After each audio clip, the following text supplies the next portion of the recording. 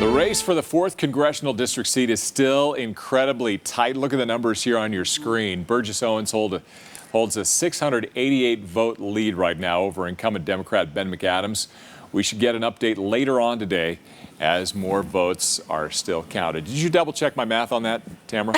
It's still calculated in my head. I think Robert Gehrke holds all the keys to that. Yeah, that's one of the things that Robert Gehrke wants to talk about this morning. Yeah, he joins us live now via Zoom. Good morning to you. Good morning, guys. How are you doing? Is it much a surprise, nearly a week later that we're still waiting for the results on this? We always knew it was going to be a close race. Yeah, I think we knew the 4th district was going to be close, and I think we know we've had experience with mail-in balloting now, so we know it takes a little bit of time to get these ballots counted, and some of them are still, we're still arriving. As long as they were postmarked before Election Day, they get counted. So it takes some time. I think we've learned a little bit here to be patient. We saw in the national race there was some urgency, some impatience, some anxiousness. But I think we're getting close now to where we can probably you might see this today or sometime middle of this week if this race decided. What do you think is the bigger picture right here and the takeaway from the fact that so Donald Trump did win Utah, but not by really that much, and Democrats gaining traction in Utah by quite a bit? Yeah. Well, I mean, I looked at some of the history on it, and if you look at the Republican candidates in the past, with the exception of the 2 races in the 90s where Ross Perot was in the mix, right? This is the worst performance for a Republican candidate since Nixon in '68. And flip side of that, it's the best performance for a Democratic candidate since Johnson won it in '64. So we have to go back quite a ways to see precedent for this. I think Trump. I wouldn't suggest, though, that this is something that shows a big wave or movement in the Democrats' favor. We saw Spencer Cox still getting about 65, 66%, much better than the president, who's right now sitting around 58%. The up and down the ballot, Republicans did very well in Utah. I think there were just, again, we've talked about this in the past, some qualms about Trump and his character, and that didn't sit well with some Utahns. So I don't know that it's necessarily a reckoning for Republicans. And nationwide, Republicans did very well, frankly.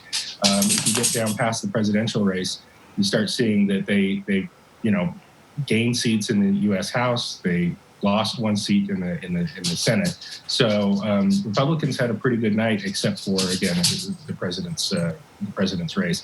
I say it wasn't a blue wave; it was an orange boot.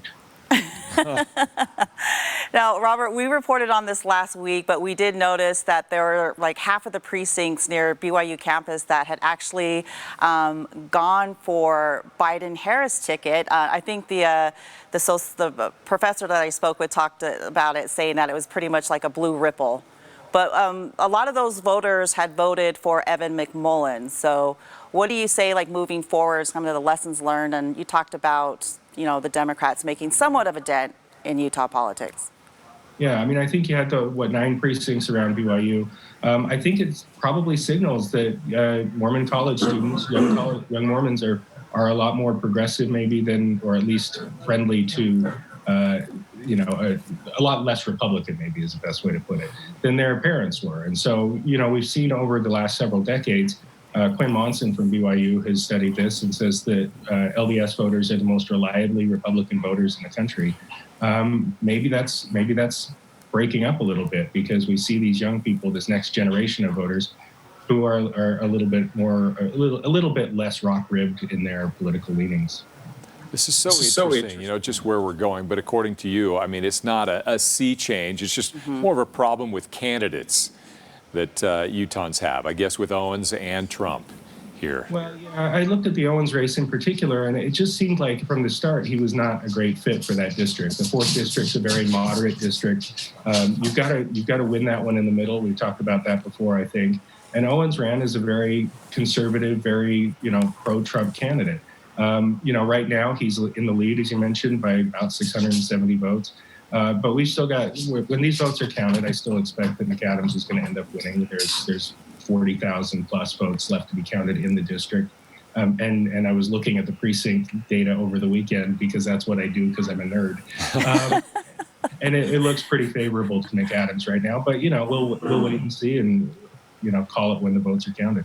So you amended my math. I said 688, you said 670, so we're off by about 18. So, okay. I think it'll work out in the wash. I think it's 668 or maybe 688. I don't know. You might be. Keep crunching One of them. us is correct. No one's geeking out at all at this. Maybe. We Yeah. respect the numbers. Thanks so much, Robert. It's crazy, though, when you think about it. I mean, that a race for the U.S. Congress would once again come down to hundreds of votes. So I know. It's wild. I know. All right. Thanks a lot, Robert. You can read more of Robert Gehrke's column in the Salt Lake Tribune.